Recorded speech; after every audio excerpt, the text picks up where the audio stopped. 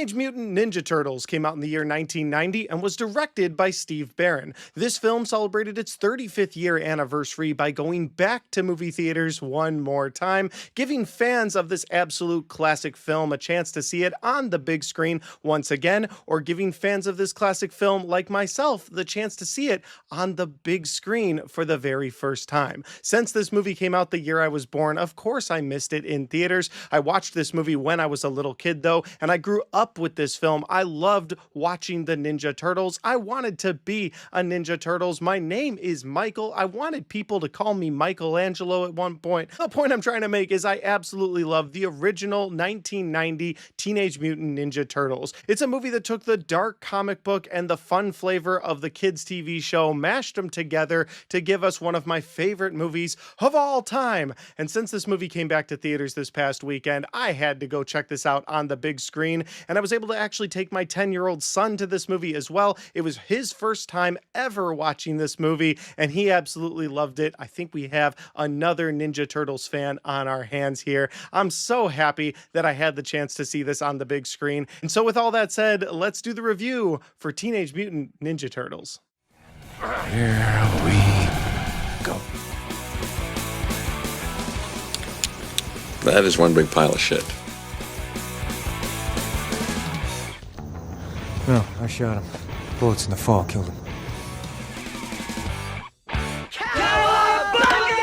So the Teenage Mutant Ninja Turtles is a story about four turtles that fell into a New York sewer, landed in some toxic ooze, along with a rat that just happened to be walking by at the time. He also landed in the toxic ooze, and together all of them would mutate into the Teenage Mutant Ninja Turtles and their master Splinter. For this film, Josh Paris would play the hothead turtle Raphael, while Brian Tocci played the leader of the group, Leonardo. Corey Feldman would play the nerdy Donatello, while Robbie Rist would play my personal favorite turtle, Michelangelo. Filling out the side characters in this movie, we have Judith Hogg playing my personal favorite, April O'Neil, while Elias Coates plays my personal favorite, Casey Jones. Kevin Clash would play Master Splinter, while James Scioto would play the arch nemesis of the Turtles, the Shredder. So I know this movie's been out for 35 years, and the majority of you watching this video have already seen the film, but I'm going to go ahead and give you a quick synopsis for Teenage Mutant Ninja Turtles. The film opens up in New York City as we are introduced to a crime-ridden city, a city completely taken over by an evil organization known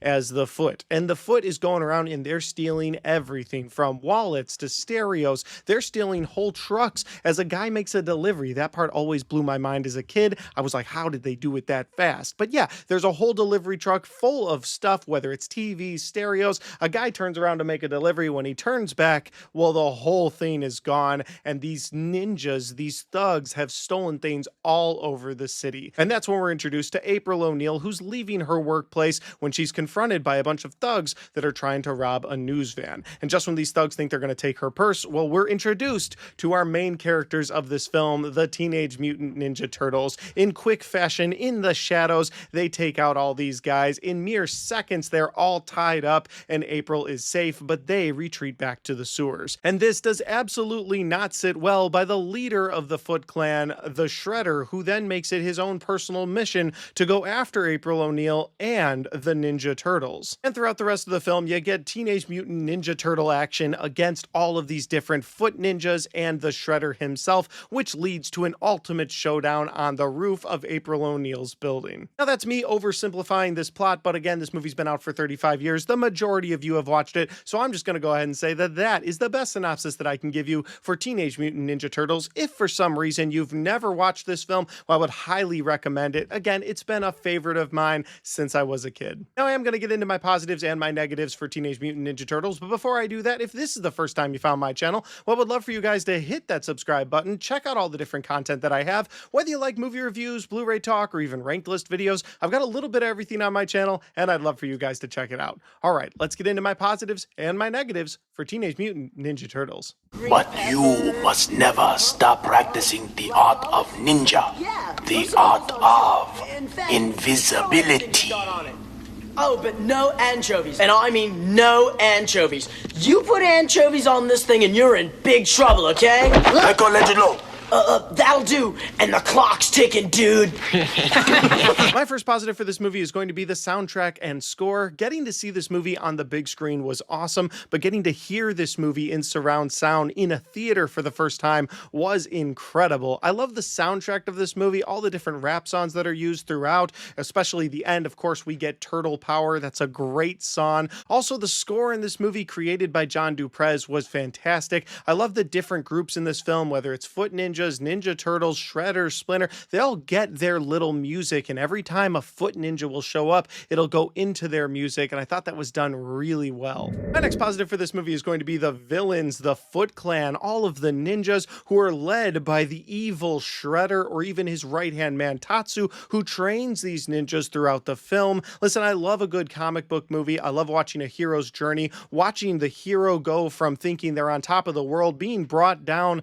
like the Turtles are in this movie when Splinter is taken from them, only for them to rise back up against their ultimate villains. And I think a hero can only be as good as the villain on the other side. That's why nowadays when you get comic book movies and it's just throwaway villain after throwaway villain, I get kind of disappointed in those movies because I want a villain that matches the aura of the good guys, and the Shredder and his Foot Clan of ninjas 100% match the Ninja Turtles in this film. Another positive I have for this movie are the side characters not being treated like they're just side characters. Like, yes, this movie is titled Teenage Mutant Ninja Turtles. The movie features the Turtles probably more than anybody else in this movie. However, the side characters in this movie are never overlooked because of the Turtles, and I really appreciated that. You have Master Splinter, who's the leader of these Turtles. He's taken away pretty quickly in the film, but right at the beginning of the movie, he tells his sons, especially Raphael, that all of them have completed most of their training, but their meditation and their coming together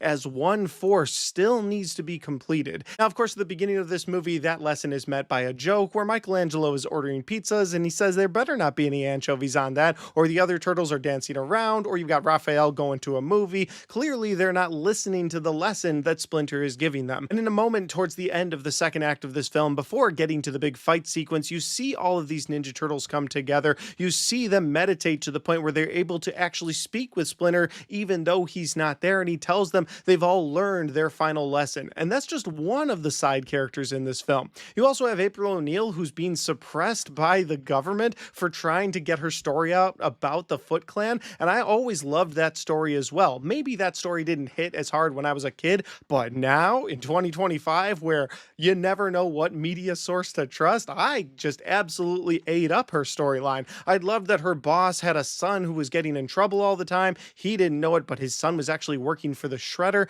But in that moment, the police chief comes to him and he's like, hey, you kill that story about the Foot Clan, we'll let your son out of jail. So there's a lot of politics behind the scene with April O'Neil's character. While there are other side characters we could go into in this film, I'll only mention one more, and that would be Tatsu, the right-hand man of the Shredder. And the reason I bring him up is that his character comes off as just a grunting henchman at the beginning of the film. He's somebody that's training the ninjas. He moves Shredder's coat for him at the beginning. But ultimately, what I love about Tatsu's character is that his crash out leads to the end of the Foot Clan. Now, I'll explain myself here.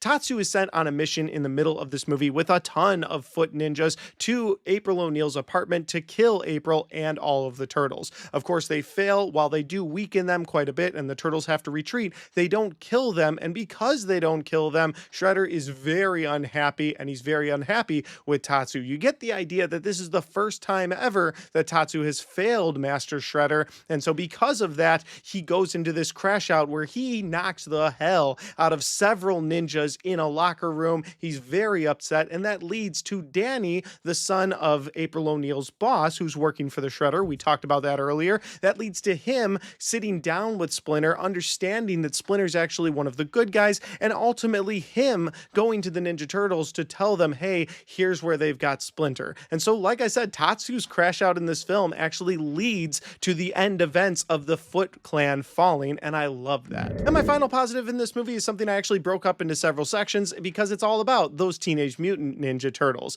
And the first positive about these turtles is how the movie handles them feeling like brothers, feeling like siblings who grew up with each other, how they banter with each other throughout the film, how they can be very serious to the point of getting in arguments. Listen, I have 4 brothers. We've gotten in arguments before, but we always come together, and I love that about this movie. It shows that brothers can be angry with each other. They can be happy with each other. They can mess with each other, they can banter back and forth, but ultimately that brotherhood of love is really brought together by the end of this film. It shows that together they can accomplish anything, and that's my first positive for the Ninja Turtles. My next positive about these Ninja Turtles is the teenage aspect. They're riding skateboards throughout this film, sometimes even while they're fighting. I love that they eat pizza the entire time and they're watching TV. They're having a good time. They never feel too silly and kid-like. They never feel too dark and adult-like. They always feel like Ninja Turtles, but they feel like teenagers, and I think this movie captures that perfectly. And my final positive for these teenage turtles is the ninja aspect, watching them fight throughout this film, but also watching how their fighting style changes throughout this movie. In the first couple of fights in this movie, leading into the second act where they have this big showdown in April's shop and April's apartment, it really looked like they're just having fun. It's playful fighting for them. At one point, Mikey grabs some cymbals and he's hitting people with cymbals. It's all a fun time to them because they are these mutant turtles. They're having a fun time. They are teenagers. But when things get serious by the third act, their fighting style changes. They're more direct about their fighting. And that again goes back to that original lesson that Splinter was trying to tell them. They've never come together as one. They're great individuals. They can hold their own. They have a fun time. They're great brothers, but they've never really come together where they work together and they're serious about this one goal. And that's one thing they're able to get to by the end of this film. And that is really shown throughout their fighting style. Because again, throughout the beginning of this movie, it's playful fighting, but by the end of this movie, they are taking care of business. They're knocking out foot ninjas. They're going up to the roof. They're taking on the Shredder, who is an incredible ninja himself. Somebody that outmatches the turtles at every pace, but they have a never give up attitude. And again, that whole thing hinges on that lesson that Splinter taught them. So just watching the fighting style change throughout this movie was fantastic. Say that again? That'll do it for my positives. This is typically where I move on to my negatives, and if I was a teenager still or a kid, I would tell you that this movie is flawless. It's a wonderful film that has absolutely nothing wrong with it, and kid version of me and teenage version of me would have been absolutely 100% right. But as an adult or as someone reviewing this film, I can acknowledge that for my negative in this movie, it is pretty cheesy. Not just the fact that you have 4 walking, talking Teenage Mutant Ninja Turtles, but you also have a Master Splinter who, when he was just a regular rat before the ooze, he learned ninja skills by learning from Hamada Yoshi, who was a ninja. He just watched him through his cage and learned all his skills. That's how he learned to be a ninja, and again, he's a rat. And then we get over to the villain of this story, who I love. I love the Shredder. However, his master plan in New York City is to pickpocket and steal TVs and stereos. He's not getting into politics. He's not getting involved with the government. No, he's just stealing stuff. That's his master plan. So I can and I will acknowledge that it's a very cheesy story, but if you can look past all of that cheesiness, if you can just enjoy the magic of this film from 1990 about 4 Teenage Mutant Ninja Turtles, well then you'll display turtle power.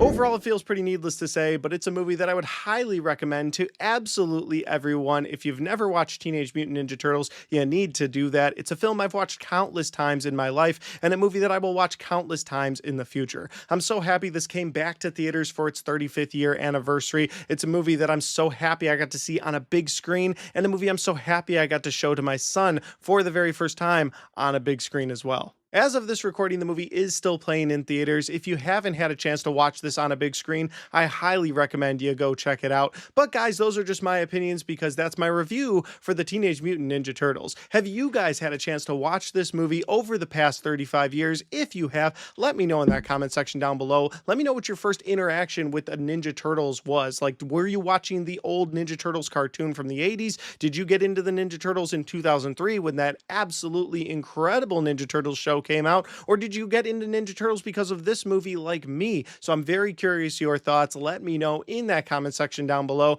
And finally, guys, if you like this video, don't forget to hit that like button because it helps the video, it helps the channel, and it helps me right here. Thanks for watching, and I'll see you next time. I play right field.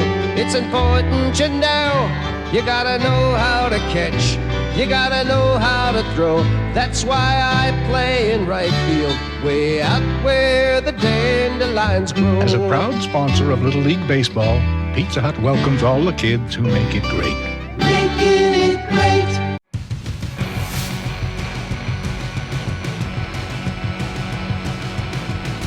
Alright guys, we got to the end of my Teenage Mutant Ninja Turtles review. I hope you guys enjoyed this video. I had a great time watching this movie on the big screen, and I had so much fun talking about this movie just now. It's such a fun movie, and one that I've wanted to review for a long time, but I was waiting for the time to be perfect, and I feel like this was it. Guys, if you enjoyed this video and you want to check out any of the other content on my channel, well, I've got all of my best and worst of 2025 right there, and I've got all of my 2025 movie reviews right there.